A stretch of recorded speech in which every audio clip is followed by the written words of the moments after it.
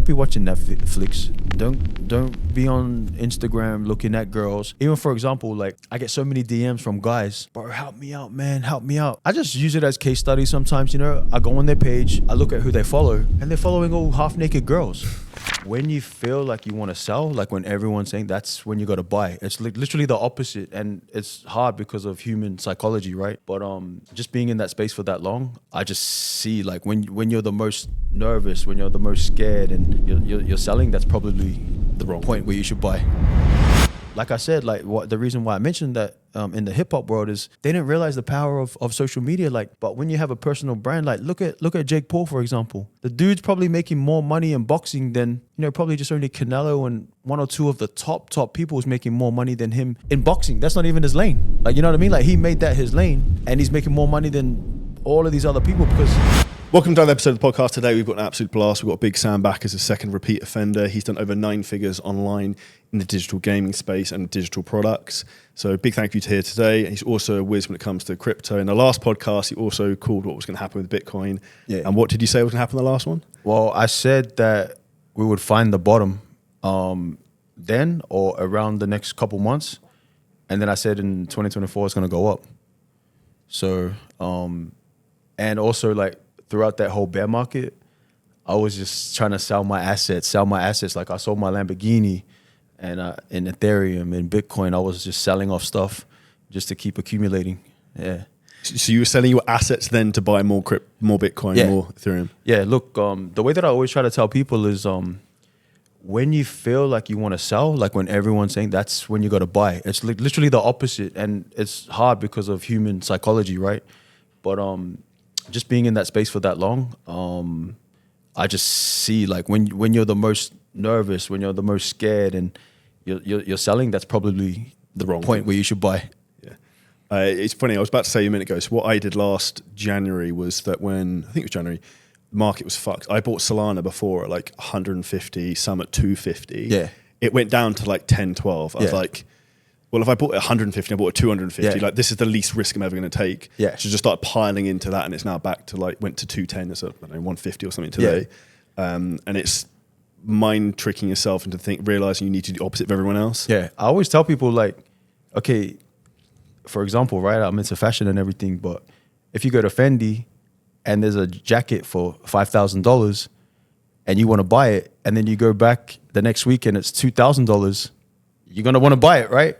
But when it comes to like, stocks and crypto and that, people have a completely different mindset. So I just kind of say it like that to people. I think people don't realize that it's almost like, I look at it as on sale. You're getting a discount. Yeah. Yeah, look, it just shows that the majority of people, and it's fair enough, they're just buying, literally trying to get quick money. But once you do the research, once you do like the proper due diligence, you just pick a few things, and like the price action, it's kind of like it's not the only indicator that you look at. You look at, is the space growing? Is people building on the space? What new things are coming in? Like for example, with the ETFs and that just pretty much gives Bitcoin a stamp of approval, because they're not going to allow people to buy it in America if they're going to ban it. You know what I mean? So. But that doesn't mean that the price just jumps up the next day. You know what I'm saying? So it's like you can see all these things happening, and usually price is like the last or even a lagging indicator of all of that stuff happening before it. So you got to research and stay involved in it at that point. And that's why I'm comfortable to do these investments when it's down, when everyone's saying sell, on these type of Ethereum, the Bitcoins. And like you said, Solana. Contrarian mindset, doing the opposite of everyone else, thinking differently. Yeah, I've always been like that, so it's kind of... It comes naturally to you. Yeah, natural.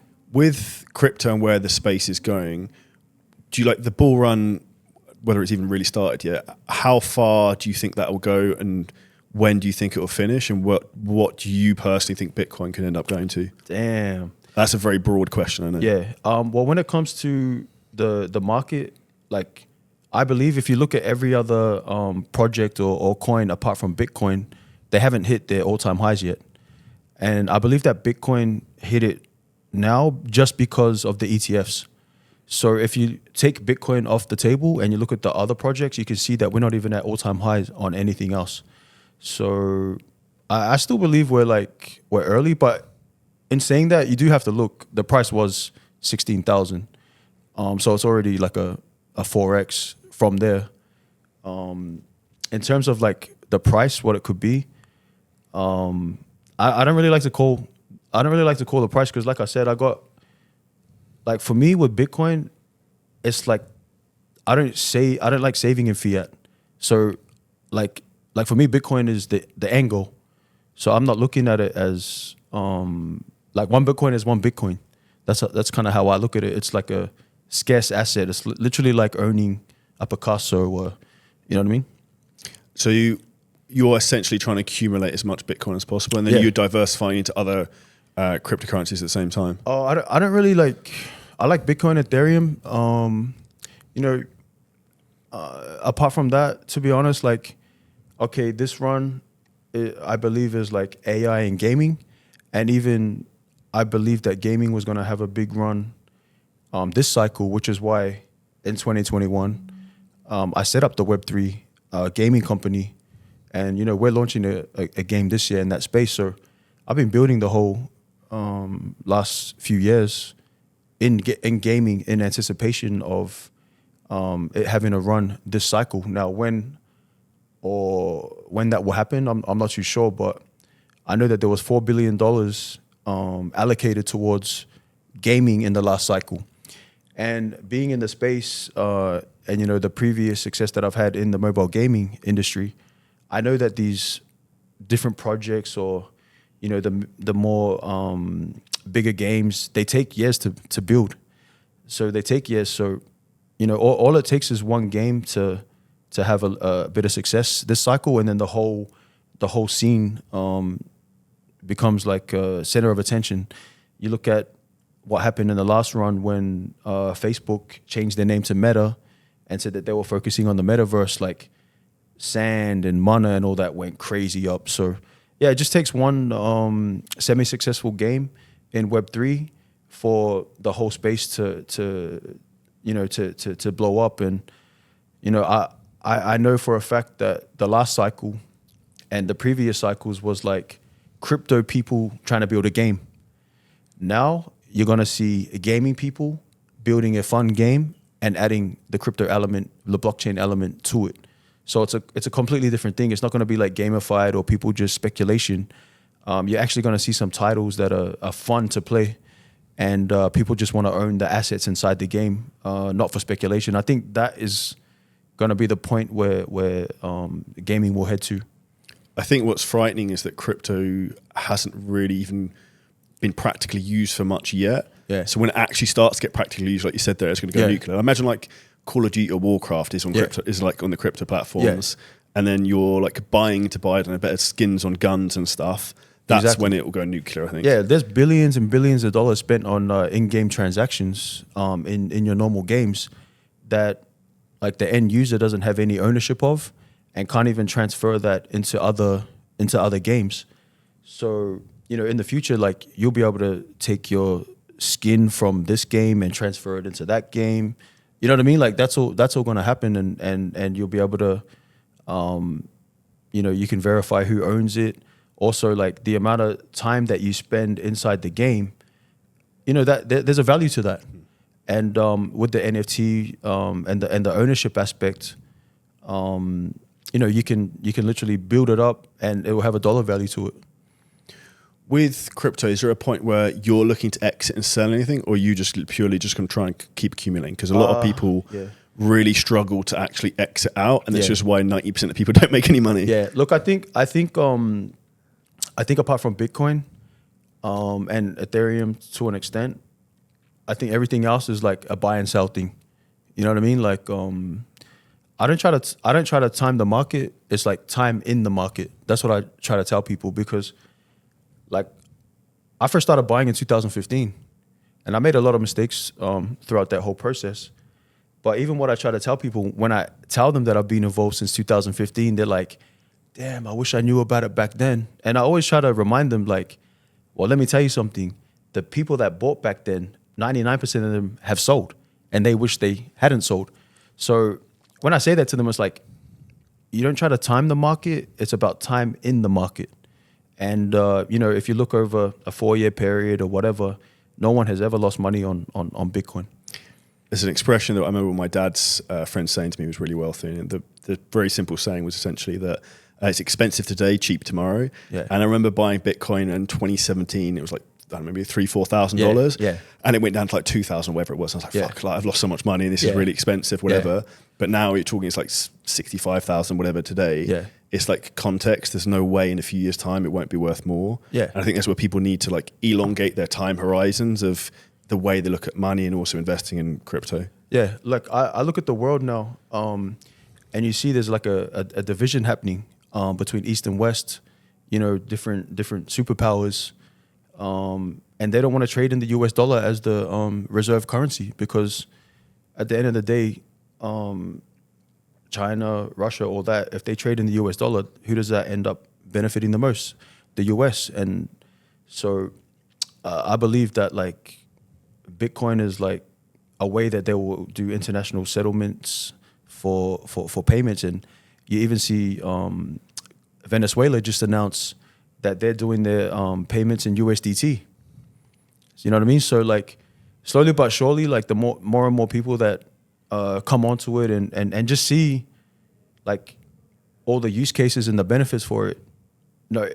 You saw with El Salvador adopting it as a reserve currency, and all the stuff that's happened there. Now you see other South American nations starting to see that. Like you have Venezuela using USDT for oil trade and that. And yeah, I believe that it's gonna happen a lot more, even with, like what happened in 2019, 2020 with all the spending and all the, all the money that the government's printed for the, are we allowed to say it? Yeah, exactly.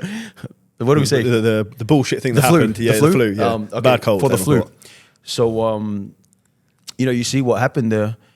And, even $100 in 2021, it's only like $75 now. You know what I mean? So it's like you can't save in your normal savings anymore, man. What would you say to people who think they can save their way to wealth? Look, yeah, I think no, that's crazy. You can't save your way. You can invest in yourself. But yeah, in regards to saving, like, how can you do it when the inflation rate is like, they say it's 2-3%, but from all accounts it's like 8 to 10%. So that means that if you got $100, it's only worth like 92 that next year. So yeah, I don't see it, man. Something you posted on Instagram the other day I thought was a very interesting question I want to ask you. Do you think it's harder to make your first $10,000, first $100,000, or first $1 million? I like that you're asking me that question, because actually a lot of the results was $1,000 to $100,000, because it's a 100x, whereas 100,000 to 1 million is a 10x, 1 million to 10 million is a 10x. But I've done all three, right? And I say like the 0 to 100K, you can do that with a job. You know what I mean? You can do that with a salary. Realistically, you can do that with a salary. 100 to 1 million, you can do that over a period of time with just some property flips, right? But the 1 mil to 10 mil, now you're talking risk. You know what I mean? Like you got to risk that 1 mil to get to 10 mil. And I think that in order to get that, you actually need to have a business. You need to be an entrepreneur. You need to have your own business or a product or a service to get you to that level. So that's why I say that is the hardest. It's also the most risk. And yeah, so that's why I believe that the 1 mil to 10 mil is the hardest. I think what's interesting about that is because when you're at that stage where you've got $1 million or $2 million, you're comfortable, you've got good lifestyle, you can do whatever you want. Is you're also almost putting that on the line to try and go bigger and get to fucking 10, right? Yeah, and also like, when someone has $1 million, right? It's very hard to say, you know what, I'm not going to spend it now. I'm not going to buy the watch. I'm not going to buy the Lamborghini. I'm not going to buy this, that, and the third.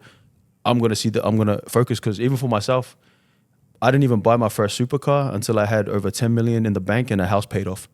Like, you know what I mean? Like, just because I want to play that long game. Like I want to keep going.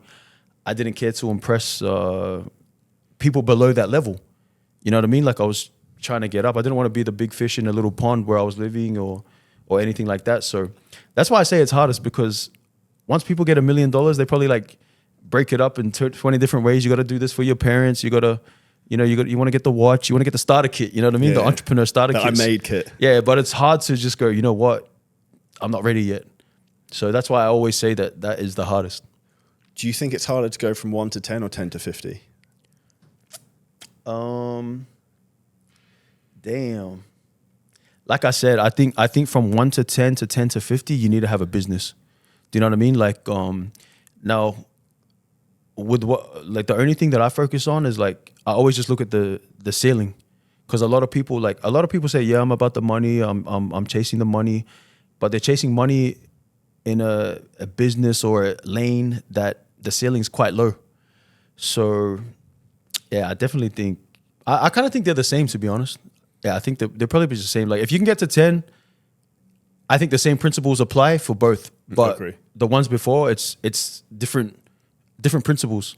What you just said there reminds me of like one of my favorite books is 10x is easier than 2x by Dan Sullivan. Okay. And it's basically the process in terms of like, if you want to get like 10x results, you have to think differently. Yeah. In terms of most people don't realize the vehicle they're in terms of they want to become a millionaire, but they physically can't do it because they're a personal trainer, like trading like money for time. Yeah. So it's physically impossible. Yeah. And people still don't understand that. Yeah. And I think anyone listening to this should sit down and work out like what they actually want, which most people don't do. And then is that actually physically possible with what I'm doing right now? Yeah. And what will those numbers look like? Exactly. Like, and if not, you got to like work on your skills and change your hustle up and become an expert in an industry or a field that has like a unlimited ceiling. You know what I mean? Like you said, yeah, personal trainer who's trading their time for money, you're never going to be a multi-millionaire. But what you can do is create your own training program and try to be a F45, try to be a High Rocks, try to be a Barry's. You know what I mean? Like, I think that's the way you could do it in fitness, but literally just being a personal trainer, it's not going to happen. You mentioned there it's like self-development, learning. Like my personal feeling is that like entrepreneurship is like the greatest self-development vehicle you're ever going to do. Yeah. What do you do to like in terms of your own personal growth and to keep developing? Like for myself, first thing is like fitness. I think that is the most important. You know, like I train every day. Like I run. I just want to feel that. You know what I mean? Like I look back at what humans used to do to get some steak. You know what I mean? Like you think about, we had to go out and do sustenance hunting is the primitive form of hunting where you literally have to outrun and outlast the animal. And there's videos on YouTube, just type sustenance hunting and it's crazy, like literally outrunning the antelope or the gazelle and outlasting it. So we did that all throughout history, and now we're just like, I mean, especially living in like 2024, you don't even need to leave your house. So I still want to feel that every single day, that, you know, just the lungs like burning and everything. And then apart from that, like I said, I just stick to stuff that has a super high ceiling. That's why I've been in social media and making money on social media for over 10 years. Like before that, I used to run nightclubs and that, but these were all physical locations. So what I realized is like when my Facebook page started going crazy in 2014, I'm like, damn, like I got these physical businesses, but I got people in America that are following what I'm doing. I don't have anything. I can't make money off them. So yeah, I just stick to lanes that have a super high ceiling. That's why I got into apps. As soon as I got into mobile games, the reason that it attracted me out of everything else that I was doing at the time was just reading an article saying that the gaming industry makes more money than the Hollywood and the music industry combined. And that was back in 2014, Wild. 2015. So as soon as I read that, I'm like, okay, I need to put some energy and attention to this, because like I got a music label and all that. I got a record label in Australia as well. And, you know, like, but just seeing that, and then, okay, so I pivot to gaming. And then even with the blockchain and crypto and that, it's the same thing. Like $100 million in crypto. Like you tell someone that you made $100 million in crypto, they're like, That's cool. You know, you get a couple claps, but in music like that's crazy. Like there's probably only like a few artists, your Drake, your Taylor Swift, your Ed Sheerans that is killing it on like, you know, close to $1 billion, but you kind of hear it a lot in crypto and that. So that's why I just stick to lanes and stuff that is gonna make a lot of money, and then I just research every day.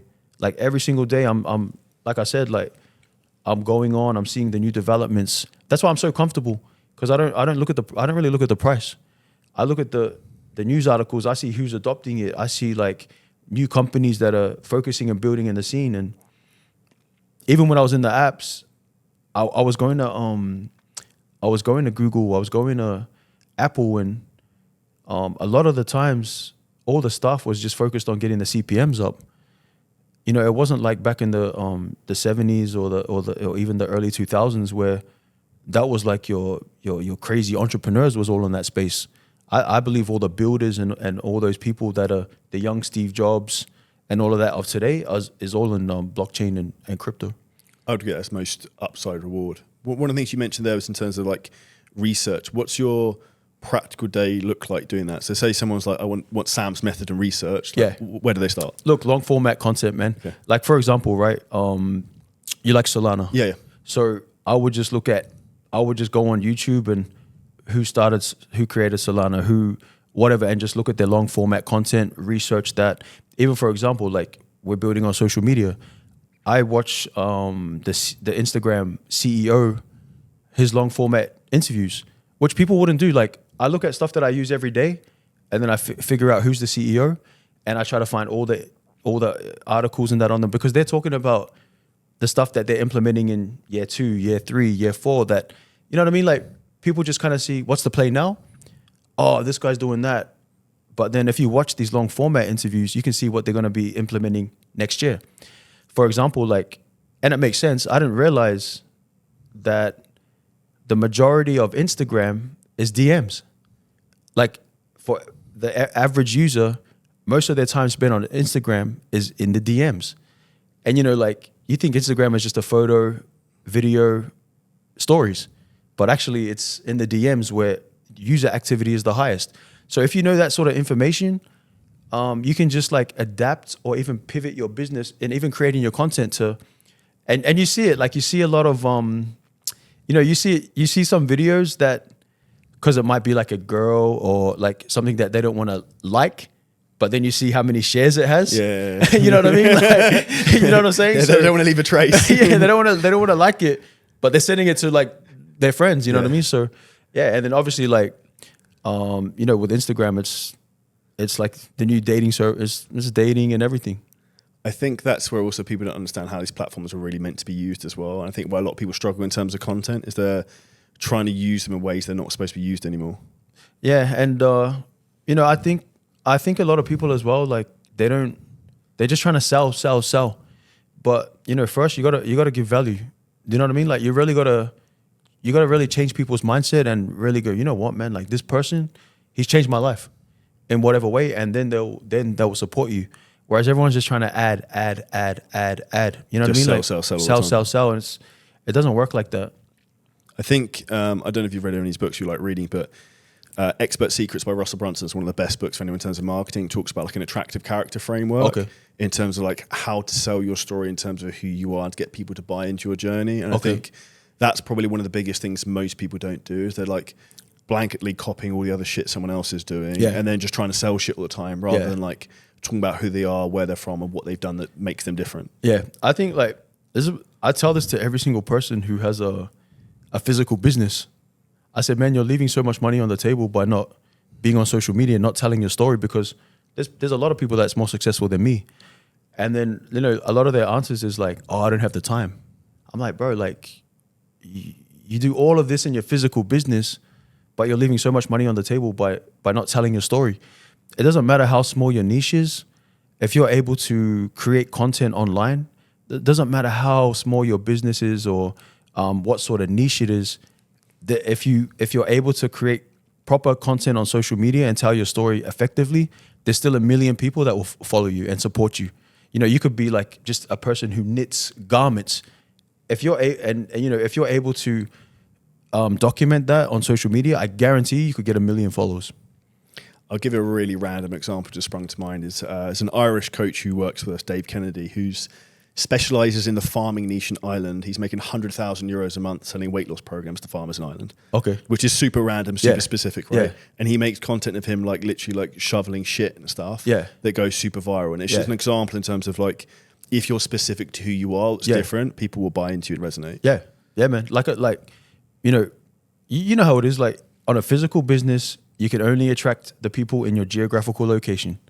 But online, it's a global audience.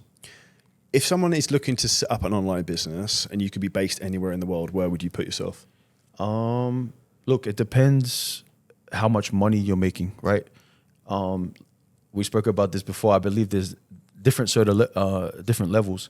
I think when you're first starting out as your digital nomad, like you got your Vietnam, Thailand, Bali, Colombia, and then I think you go to the next level up, and I think it's Dubai. And I've been here since 2016. And the thing I like about Dubai is like, because previously I was in Australia, but no one's coming to Australia.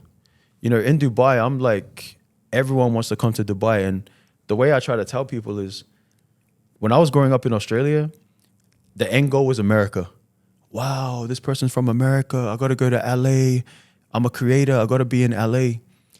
And it wasn't until I went to America and I told them that I live in Dubai that I got literally the same response as the people in Australia was giving to the Americans. They're like, wow, you live in Dubai? So, and look, I look at Dubai as like, and that's what I've been saying, like New York in the early days, when everyone from, you had the Germans, the Europeans, and everyone coming to New York City to build that what it is today. It's the same thing what's happening in Dubai. You have all these different people coming and yeah, just for networking and all that. Like, okay, of course there's a lot of distractions, but you just got to stay laser focused and stick to your lane. And I think Dubai is a beautiful place, man. I agree. I'm laughing because I went to a mastermind in Miami 2-3 weeks ago, and I'm actually going to California Monday. And everyone kept going to me, oh, you're Charlie from Dubai, like you're this fucking kid from the other side of the world. Yeah. But that's actually a good thing in a USP because it makes you different. Yeah. And I think one of the best things that you can always be is be different to stand out. And I think that's where that can be part of your story to sell as well, right? Yeah. Yeah, man. Look, I've been here since 2016, like I said, and I saw all the stuff, and even the stuff that they didn't implement then. That they can they're implementing it now. Like, I'm sure you've seen a lot of changes that make sense, right? Even in just 3 years I lived here, it's like a different place. Yeah. I remember the weirdest thing was like Fridays used to be like a weekend day, and then it changed to normal European. Yeah. I used to quite like it because it was different. Yeah. But like all those things have changed. It just feels like Europe almost to me. Yeah. I like it, man. I like it. And it's kind of like a neutral place as well. It's not like East or West. It's kind of, kind of like a Switzerland in a way. Neutral. It's kind of neutral and kind of friends with everyone, does business with every country. And I like it here, man. Now, you mentioned not getting distracted, and one of the bad things Dubai can get you distracted with is women. Yeah. Do you think men can be more successful if they're on their own and single, or if they're in a relationship? Look, man, it really depends. I think a good woman can actually like make you more successful, right? Because at the end of the day, like your woman should be like I believe more in the traditional roles, right?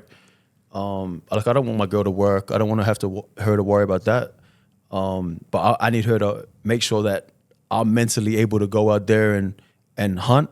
And then when I come home, I get looked after, and I'm gonna look after her. But I see a lot of people these days, like, I don't know, I'm just not down for that temporary fun, man. Like if I'm in a relationship with a girl, it wouldn't even come to a relationship unless I could see myself having kids with that person or building a family with that person.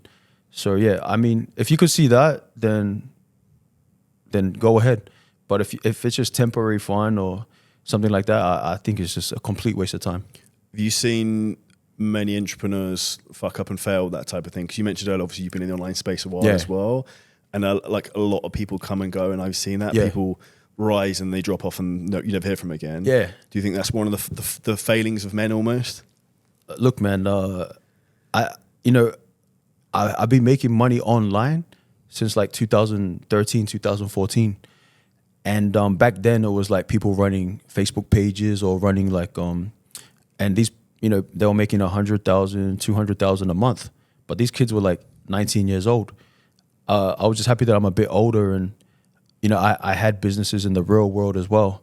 And so when the online money came, I didn't get too excited, but the main thing is these people were making 100,000, but they were spending 100,000. They were renting these big mansions in LA, living that life. But the thing with online is like, you need to be able to learn how to pivot because like I said, what worked yesterday doesn't work today. And what works today probably won't work tomorrow. So you got to be able to constantly pivot. And yeah, man, I've just seen too many people like have a little run and then they think it's the new normal. But, you got to keep switching up. You got to keep pivoting and stay on your journey, man. Like, and that's a big reason why you asked me the first thing is, and I said it's fitness, right? I didn't say anything else. I said fitness. Reason being is like, if you live that life where you're all about your fitness and everything and you're all about training, you're not going to go out drinking. Like, you're not going to get excited to go to a club and party because you know that next day you got training at 7 a.m. So yeah, man, like if I say stick to training and like, don't worry about girls or don't worry about women until you got your money, man. Like, yeah. I agree 100%. I think you need to build yourself into the man that then the right woman falls into your life rather than like you go chasing those people. And I think if you make yourself great enough and you achieve all this stuff, you're going to have no shortage of options in terms of like who you want to be the future mother of your children. Yeah, and it's delayed gratification because at the end of the day, the things that women are interested in, as a man, it takes time to build that up. You know what I mean? Like it might be you're in your 30s before you even tick the boxes of what a woman is interested in. And it's different for a woman, like she'll get her value. Like what men are interested in a woman is, it's a whole totally different thing. So as a man, like you should always focus on the long term. Like I don't really get distracted on that short term thing. I've always been about delayed gratification. And it's another reason why I talk about fitness. Because like training, you don't get the results straight away. So it's a good thing that I always try to tell people, like I've been training since I was 14. So I always try to tell people, man, get to the gym. And even if someone like they ask me for something, one test that I have is I said, okay, cool. Come see me when you got abs and then I'll help you. You know what I mean? Like you're going to see if that person's serious. You're going to see if that person, because like everyone wants your help. Everyone wants your thing. And I say, I'll help you when you get abs. And you just give them that one thing to do.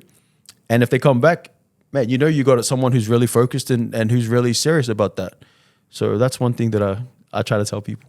I think success leaves clues in that fact. That's why I don't understand when people are really successful in terms of getting in great shape, but they can't be in business because it's exactly the same skill sets. And it's like consistency, discipline. You do the fucking shit you don't want to do. Because it's the same thing in business. It's like you don't want to fucking do this stuff. But you just do it anyway. It's so transferable. It's just obviously like the principles apply. It's just fine tuning it to a different approach. But yeah, it's always the same principles. And that's why I always tell people like, about my skill set for myself, I believe is my biggest skill set is marketing. And, it's not a specialized skill. It's a broad skill in marketing, but it's transferable to any business. I've had success in physical businesses and even online, like so many different aspects. Like I didn't just make my money in crypto or gaming, even though I made a big amount of money in that. I've made millions in so many other ventures as well. Using the same principles, and to be honest with you, it all started from training. The delayed gratification, the discipline. Like I said, like even one of my comments on one of my videos yesterday, they said, oh yeah, man, he used to go to the same school as us and his little brother was there.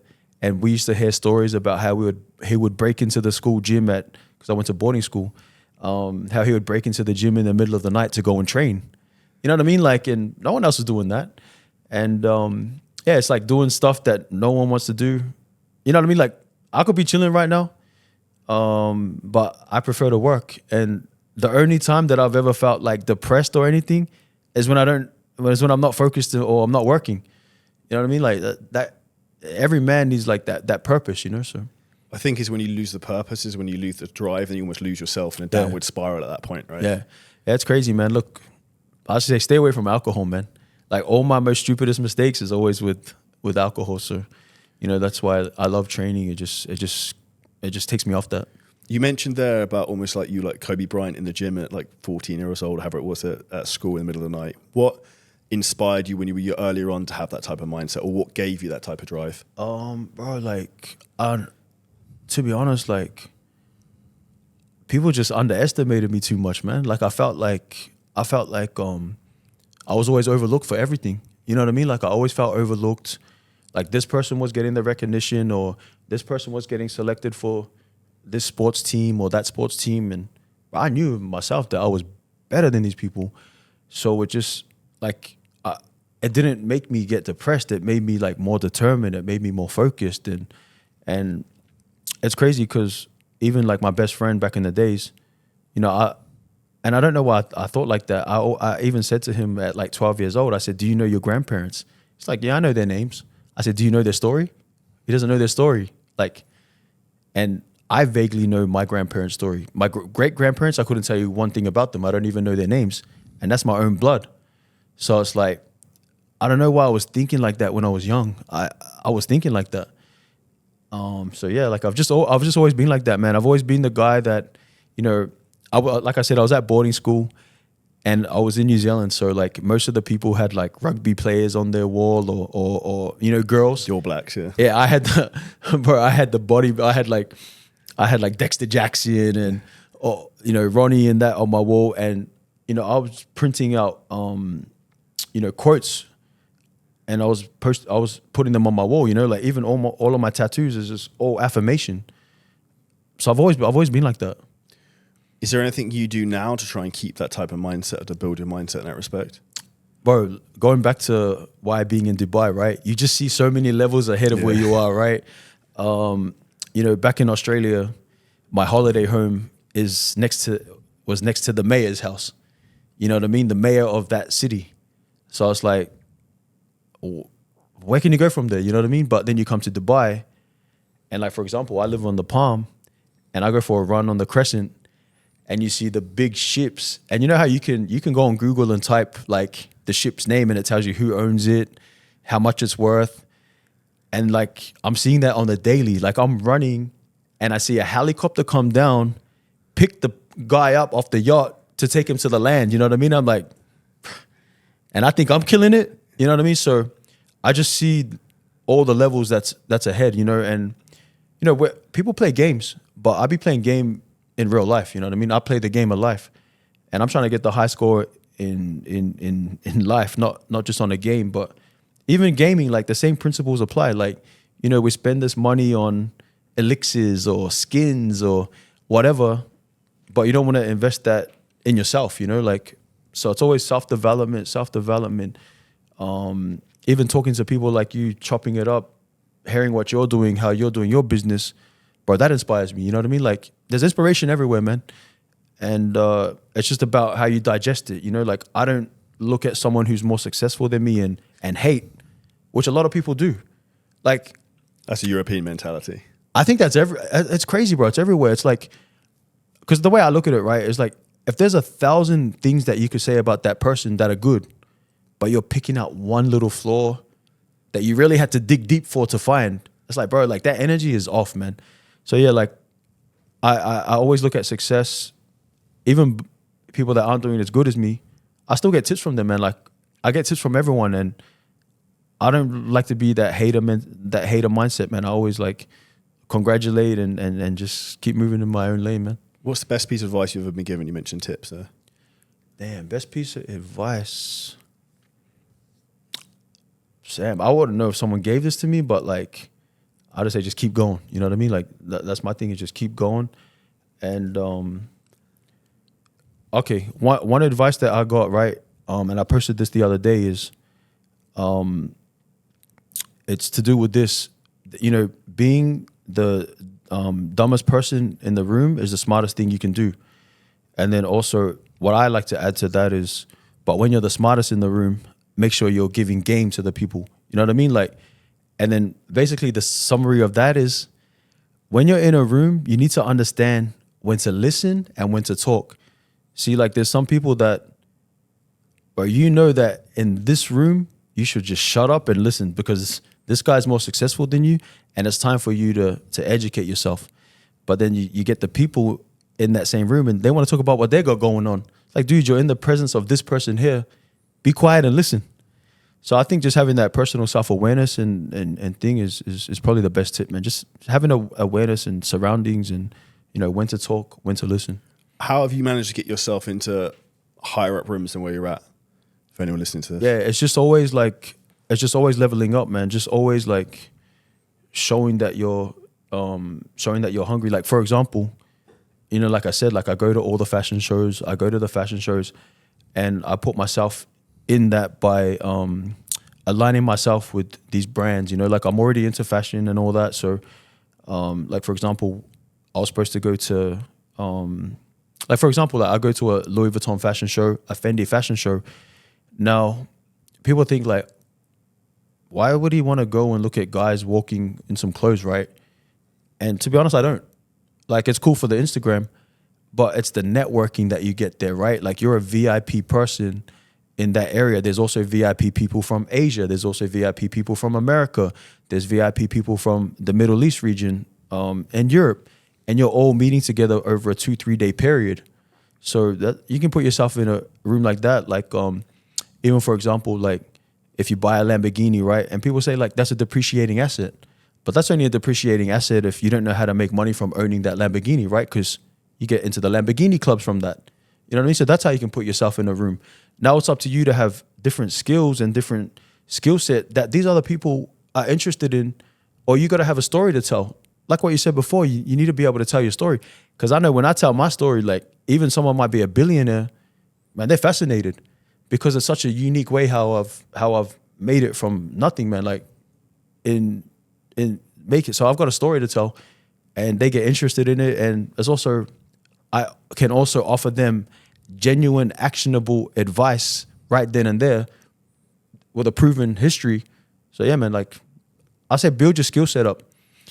Two things I take on what you just said there. One, I just bought a Ferrari, and one of the reasons why I was like, definitely get it from the main dealer is you get part of the Ferrari club, and then you get the network of events of that every month. I was like, there's no fucking way this is going to pay for itself. Yeah. So it's basically going to end up being a free car. Yeah. And then secondly is that when you go to those type of events and you're also in great shape, you automatically stand out, and you're almost seen as an authority just from like physically being a specimen. In terms of like events I've been to in the US recently, like business events, no one else was from a fitness background. I automatically stand out because I'm a fucking big dude. Yeah. Everyone's almost like gravitates to you from like a tribal mentality. Exactly. And when you think about that and you build yourself into that like attractive character, like I mentioned earlier, you set yourself up to win. Yeah.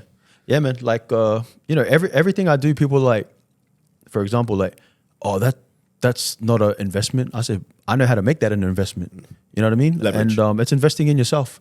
But you need to build the skill set up, and you, like you said, you need to stand out. Like if you're just fitting in, like man, like there's so many more people that have more money than me, but like because I'm in shape, because of everything else, the way I dress and everything, it just makes life so much easier to network with people straight away because they're coming up to you, right? And like you said, for example, you owning that Ferrari, you've already got that personal relationship with the people, and you already have a similar passion for cars and Ferraris, and you know that someone that owns a Ferrari is like, they got to be a millionaire, right? So you already know that the network's millionaires, and you already have something that you can relate to them with, and then they want to know what else you do. It's the same thing with fashion. It's the same thing with people that buy Rolexes, Richard Milles, all of that. The fashion thing is interesting. Do they invite you to those, or do you buy tickets to that? Nah, you got to get invited. You get invited, but look, you get invited by spending money at the shops, right? But it's not just about spending money. You got to build a relationship with the people, and then okay, you can get invited, but you might be in the back row. You know what I mean? So there's all the other things like being in shape, knowing how to dress, having a social media following and all that will take you from just getting an invite and being third row, fourth row in the back to being front row. You know what I mean? Like, so there's always ways that you can, it's not just about getting invited, it's about like capitalizing as much as possible on the opportunity. Positioning. Yeah, positioning, man. Do you think young men listening to this should go and buy supercars and expensive watches and jewelry? Look, like I didn't do it until first of all, I'm into this stuff already, right? It's like I love all of this stuff.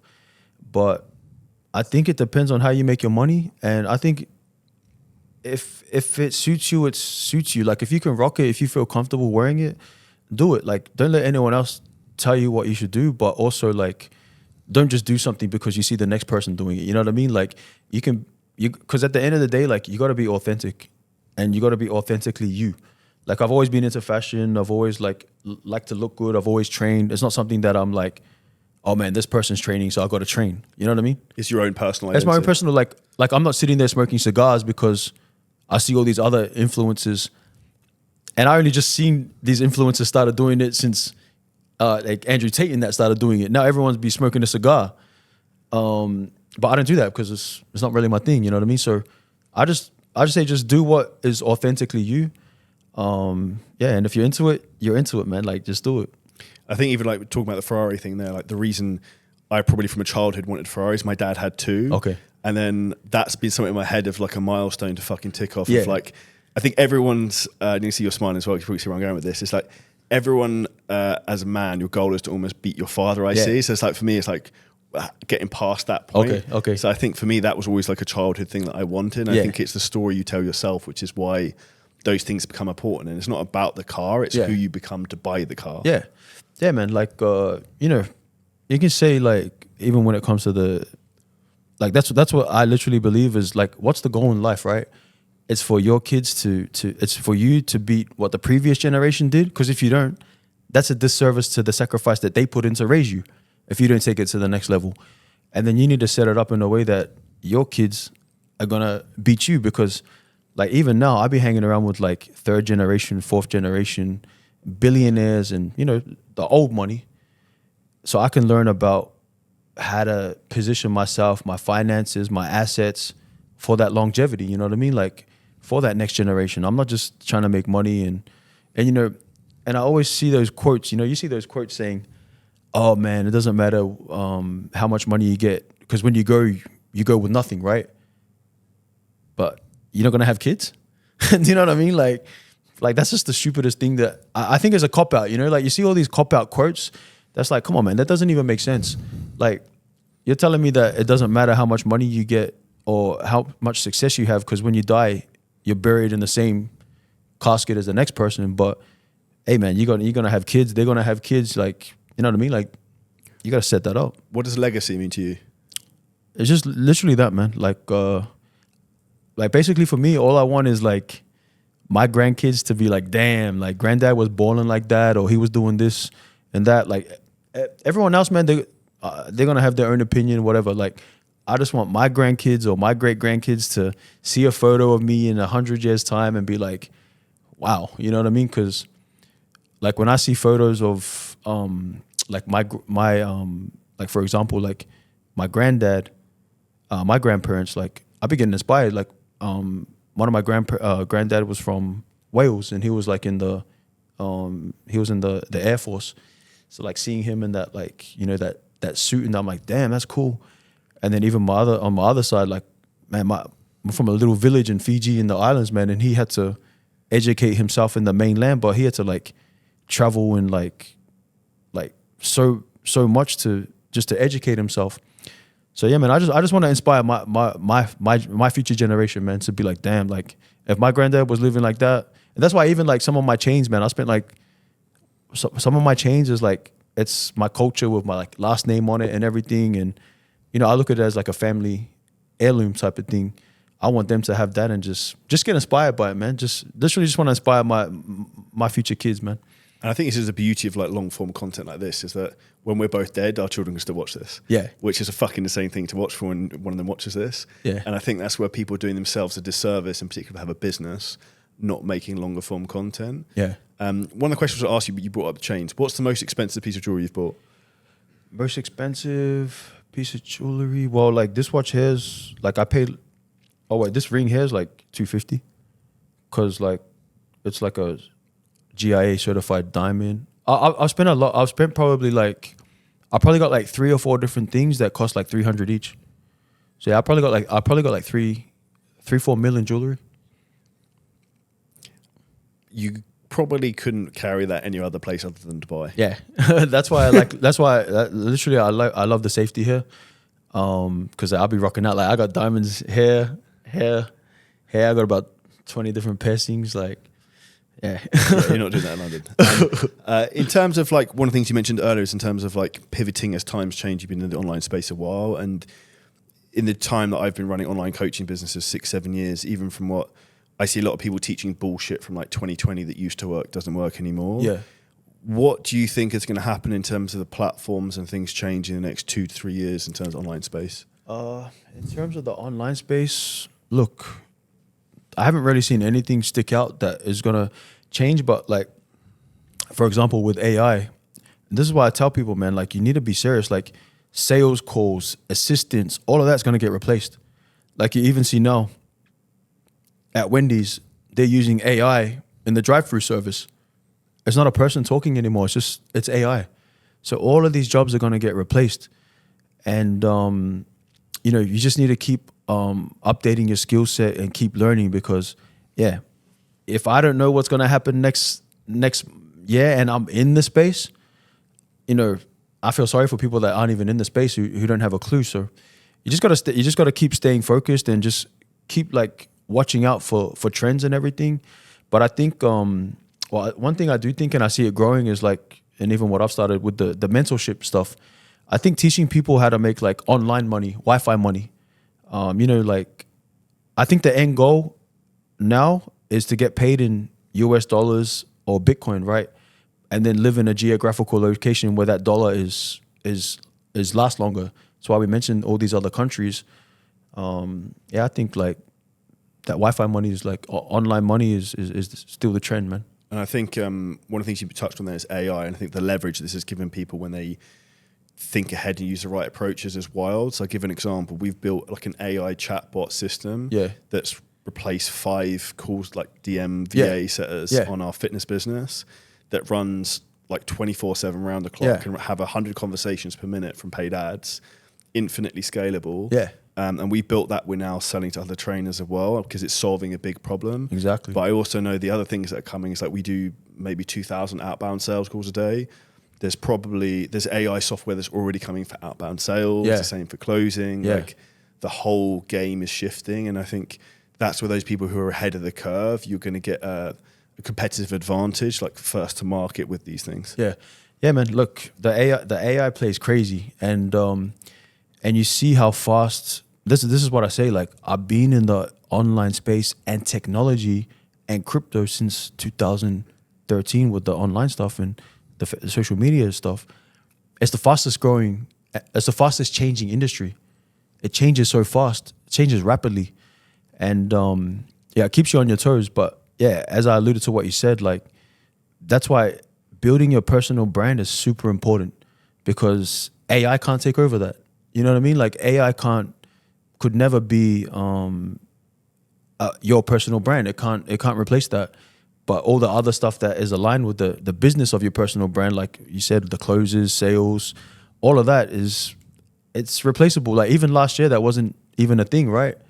And now it's like Wendy's have it. You know what I mean? Like it's just going to be everywhere. I also think with the personal brand is that the one thing people always want to buy from is other people who inspire them. Yeah. So if you become the inspirational person that people want to be like or look up to, you're never going to run out of people who want to give you money and work with you. Yeah, and it's not a new thing. You know what I mean? Like, back in like the stuff that I used to educate myself on. Like, I love hip hop, so I used to. That's why I love hip hop. But the interviews that you would catch me watching is like the Master P interviews, the Jay-Z interviews, like the Birdman interviews, more the business people. And like they were making they realized the power of their brand, and like a corporate America, and that they didn't realize how big it was, because they weren't giving endorsement deals or doing brand deals with the hip hop people. And then when they started giving them, like, they started doing alcohol, they started doing clothing, they started doing all these different verticals that aligns with personal brand. And they realized, like, this is how you make so much money. It was the same with social media. 2013, 2014, I had my Facebook page was like literally the biggest in the world at the time. And bro, it was crazy. Like, people used to be like, oh man, if only you could make $1 from every follower. You know what I mean? Like, it was kind of like they used to laugh at people having an online following. I still remember people saying that you don't get paid for likes. Yeah, you don't get paid for likes. That was literally it, right? And it's the same thing. And like I said, like, the reason why I mentioned that in the hip hop world is they didn't realize the power of social media. Like, but when you have a personal brand, like look at Jake Paul, for example. The dude's probably making more money in boxing than, probably just only Canelo and one or two of the top people is making more money than him in boxing. That's not even his lane. Like, you know what I mean? Like, he made that his lane, and he's making more money than all of these other people because, but at the end of the day, man, it's entertainment, right? It's entertainment, and it's being a business person, monetizing your personal brand. So yeah, man, personal brand is like super important. If you have a physical business, and even if you're starting a business, you should always I believe you should always document your journey, because then even when you get the success and you can post that early days up, it's just even more powerful. It's even more conviction. Like, some of my biggest videos is reformatting content that I did 13 years ago on YouTube, just talking about like, hey, I'm on the grind, I want to make it, I'm doing this and that. And then I show where I am now, and it just makes the story so much more stronger. So yeah, I always tell everyone, man, like, social media and just document your journey, man. And you see a lot of people, they'll be like, oh, I don't have the time for that. And you know what I mean? Like, you're just leaving a lot of money on the table and a lot of opportunities on the table, because it's not even about the money from marketing to your fans, but it's also about the networking and that you'll get from other people who also have a following as well. I think people say they don't have time, then they can enjoy being poor, because it's the same thing. You're gonna not have any time because you're gonna have a 9-to-5 job then, not have freedom. Yeah. Like, pick your poison. But I look at it like this, right? People's like, there's only 24 hours in a day. But for example, right, you can do 3 things at once that makes 24 hours turn into 72. For example, like, I love watching, I have this one team called the Warriors NRL team that I watch. I have to watch every week. It's my team. But I can't sit there at home just watching them in the cinema room. I'm at the gym sprinting while I'm watching the game. You know what I mean? So I'm doing the 2 things at once. So just stuff like that. You can do multiple things at once that will make 24 hours seem like 48. But that's a form of leverage, right? And I think leverage is the most important thing for anyone who wants to be successful, because you're not going to the thing I said earlier about like trading time for money. Yeah. Yeah, man. Like, I think trading time for money, look, it's good to a certain extent, and everyone's got to start from doing that, right? But then you also think, like, what else can I do? What else can I do? And I would never tell someone just quit your job or nothing like that. Like, you need to have that solid foundation first, and then you can start. But then, yeah, apart from, like, as soon as you clock off from your job, don't be watching Netflix. Don't be on Instagram looking at girls. Even, for example, like, I get so many DMs from guys, bro, help me out, man, help me out. I just use it as case study sometimes, I go on their page, I look at who they follow, and they're following all half-naked girls. I'm like, bro, like, you want me to help you out, but everything that you're consuming is like thirst traps. You know what I mean? Like, you don't even help yourself. You want me to help you out when you're not even helping yourself. Like, you should be following only motivational people, that's the only content that you should be consuming. I think this is one of the biggest things people don't understand, that their own conscious thoughts aren't their own thoughts. They're what's been put in front of them, like on the phone or like the environment around them. Yeah. And if people learn to control that, the easier life becomes. Man, it's so true. Like, yeah. And I've caught myself in that position too. You know what I mean? Like, no one's perfect, but it's about having that literally that awareness and being outside of your own body. Because, like, I feel like we give advice to someone else that we don't take ourselves, right? Oh, all the time. But that's also, I think, the benefit when you coach people, because I'll say something to someone like, that's really fucking smart. And I'm like, why don't I do that? Like, and then I start doing it. Yeah. So, and that's why I love doing the mentorship as well. You know, like you're constantly plotting. I feel like that should be the main thing is like, this person's telling you their age, their story, their financial situation, what their interests are, what their passion is, and then you like formulate a plan for them to get better. But that just sharpens your mind as well. You know, like I come out of these like mentorship calls, my brain's going crazy because it's like an overload. But that's how you get better. That's how you get sharper. Like you're not only solving your problems, you're like fine tuning other people's things, and then that by definition helps you out as well on your own journey. So yeah, I just see this stuff as like a crazy positive loop, you know what I mean? Like, and I look at myself as like an athlete right now. Like I'm getting paid to train, I'm getting paid to stay in shape, and I'm getting paid to plot. Like I feel like a coach and the player at the same time. Like Dr. Evil. That's Dr. Good. Yeah, Dr. Evil. So that's why almost one of my favorite sayings is like, rich people don't work as they think. Okay. And it's like the more time you can like spend thinking, like provided you do some doing, or you have a team who could do the doing for you, that gives you leverage, the farther ahead you'll get. And too many people get stuck like this in their phone and they fucking doom scrolling cat videos or whatever they're doing, or like staring at fucking chicks that they don't actually like lift their head up and like look at the four walls around them, what's going on. True, man. Like even if your interest is girls, right? Like figure out how to make a play from that. You know what I mean? Like what's the business from that? Well, I just thought of a business straight away. So I'm not doing this, I'm in a relationship, but I've heard this happens that you can hire a VA to go on like dating apps for you, do the outbound messaging, and then basically arrange like dates for you, right? Okay. You could set up an agency that has these people you could hire who then book you in for dates with these specific women. That's a good business. I just came up with on the spot. Bro, you know what I do, right? It's like you've heard the saying, right? Why run down and like what did the cattle say to the old bull say to the young bull, right? Yeah. And basically what it means by that is like if you just make yourself as best as you can be and you focus on yourself, then they're gonna come to you. Like you're gonna attract them. Stop chasing and build yourself up and attract. You know what I mean? I don't know why it made me think of that, but that's a saying like is like success is the best revenge. Yeah. Because I remember when I first started online, people were like, who the fuck does Charlie think he is? Why is he doing that? Because I had a 9-to-5 job as an estate agent. And then from then I went on and sold over $10 million of fitness programs. And I remember seeing one of the people who said that, like, and we both looked at each other and he didn't fucking say anything. I didn't say anything, but I looked at him and I was like, you fucking know, motherfucker. Yeah. And it's one of those things. This was after the fact? Yeah, after the fact. And it's like, no one said anything, but he looked sheepish and I just fucking knew. Yeah. And that for me was so much fulfillment in terms of like proving a point. Yeah. I think for me in my own head that I often try and create competitions because I'm very competitive to create games. Yeah.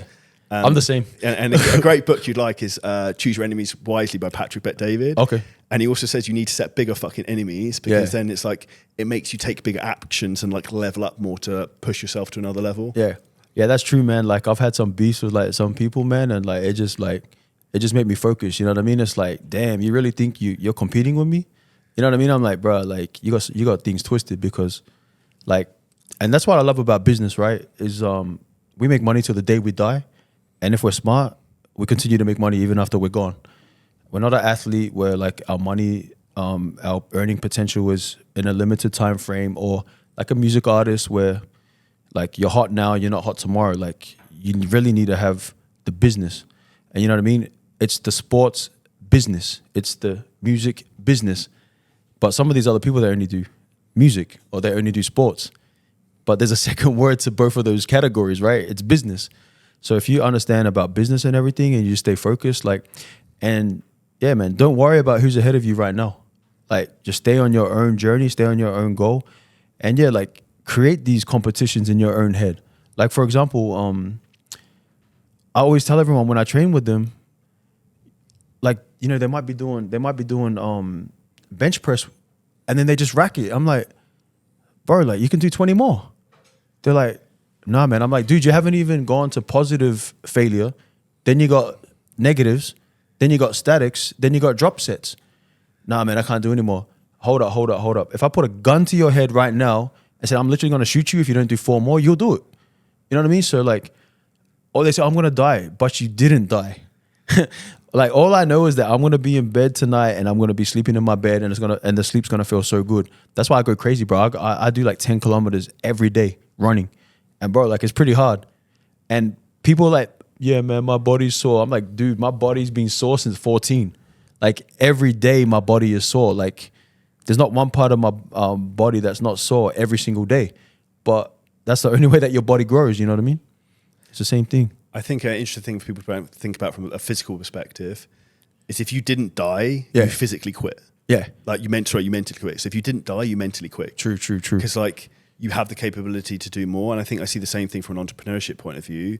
People don't do enough. Yeah. Or they make 5 posts on Instagram, no one signed up for the program, and they fucking quit you. Yeah. I talk to people, man. And like, oh yeah, I tried this or I tried that. Send me the link. Show me. You got 4 posts, man. You didn't try that. You know what I mean? Yeah, so like even for myself, like I don't take days off on anything. I don't, like, for business, I work on the weekends. Like business or that, it always comes first. But it's only because I love what I do, right? So people got it twisted. They're like, oh man, like you gotta rest, you gotta have family time with that. It's like, bro, I love what I do. Like, why would I want to take days off? This is what I love to do. And I just figured out how to monetize it. And, you know, working on the weekends, it gives you nearly 15 weeks in 1 year ahead of everyone else. Do you know what I mean? So it's like 15-week advantage by just working on Saturday and Sunday. It's crazy. And that's also why I see a lot of people's businesses fail. And I speak to them is because they've got no one working Saturday and Sunday. And I was like, well, if my whole team works Saturday, Sunday to some degree, then we've got an extra 3 months a year on you that we're going to beat you. Yeah. Even when I was building my Facebook page, it was me and my other friend, Mark. And we worked 24 hours a day. I was on the day shift. He was on the night shift. We were posting every 30 minutes. Every 30 minutes. It's like, where's the sleep? It's like, bro, like, there's no resting, man. It's online. Yeah, I've just always been like that, man. Like I don't stop. Do you think that type of mentality also helps you when you go back to, say, things like crypto investing and looking longer term as well? Because you have that mentality that like shit can go wrong, but you have the ability to stay resilient and keep going. Yeah, I think a lot of the thing is people they fire all their shots in the one thing, right? Like if any of my investments went to zero, it's not gonna break me. Any single investment. I mean, they go all in. They go all in, and you know, they do, bro. Like people, when it comes to money, man, people be doing silly things. I'll say like never do something that's gonna burn you. Like just imagine if it goes to zero. Yeah. You know, because at the end of the day, bro, like there can be black swan events. The only thing that you can went to fucking like disappeared basically. Sorry, was it Luna, the one that tanked? Yeah, exactly. Yeah. Like Luna, UST. Yeah, bro. Like when we did our first interview, man, like bro, like companies and projects were dropping like flies, man. Sam Bankman-Fried, FTX. That's wild, to be fair. Yeah, all of them, man. Like they were just dropping like flies, and everyone was scared. Bro, I sold my Lamborghini and put it in Ethereum. You know what I mean? But at the end of the day, like there can be a black swan event that just ruins everything. I've done enough research to sleep at night. So even when my portfolio goes up $1 million, I don't get too excited. When it drops $1 million, I don't get too depressed. You know what I mean? I just stay on my goal. I stay focused, and I just keep finding a business that is going to keep generating money, so that it's not going to affect me, and I can't think long term. Do you still continuously buy crypto now? Are you dollar cost averaging into it, or are you just buying in chunks when the market dips? Look, I do. I would say I dollar cost average. It's not per week or per month or anything like that. But you know, like I'll prefer to get paid in Bitcoin than something else, and then I would just keep it in there. Makes sense. I think that's one of the things I think has helped me, is just having a regular cadence of constantly buying in. Yeah. Just to like keep, like you mentioned earlier, like time exposure in the market. Yeah. And you don't almost realize how much you've accumulated over a period of time and how that then grows. Yeah, like that's what I always give advice to people. I never tell them to focus on meme coins or meme projects. I say, look, start with Bitcoin and just dollar cost average, like every week, every month, every few days, whatever it is, you just buy buy $100, buy $100, buy $100, buy $100. Because that when you put skin in the game, that's when you start to research.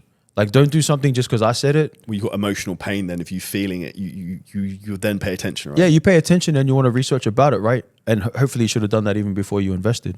But yeah, it's like, and then you can move on to other stuff. But understand that you're moving up the risk by going into other projects, because at the end of the day, you're betting on like companies, you know.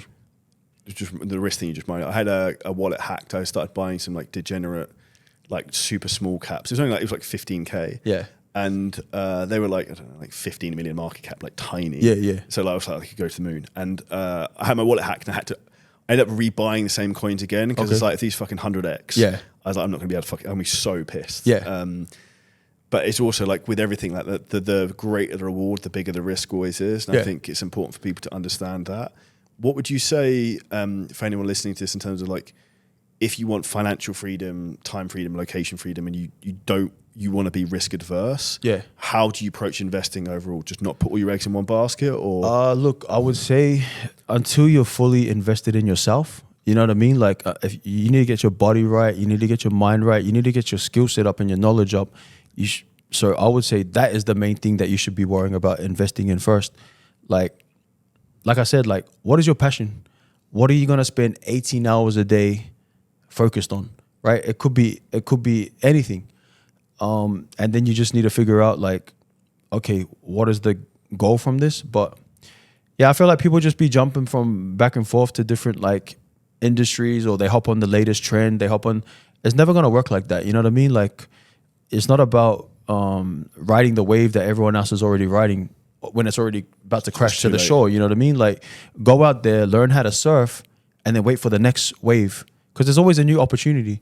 Stop trying to chase opportunities when you don't really understand about it, and get your knowledge up. That is the best way to, mitigate risk, is by just having knowledge and being an expert on something. See, like, if you bought something because someone else said, well, then you're going to sell because some other person told you to sell. So you just need to have conviction and really do your own research and due diligence on everything, man. Awesome. That's a really strong point to finish up on. Where's the best place for people to find out more about you, Sam? Just on Instagram, man. Just type Sam Ratumaitavuki, long last name. Yeah, man. And Wi-Fi money. I'll drop the links below this. So big thank you for your time. For everyone who enjoyed this, make sure you share it with friends, smash like button, comment below any questions, subscribe to the channel, and we'll see you next podcast soon. Big thank you.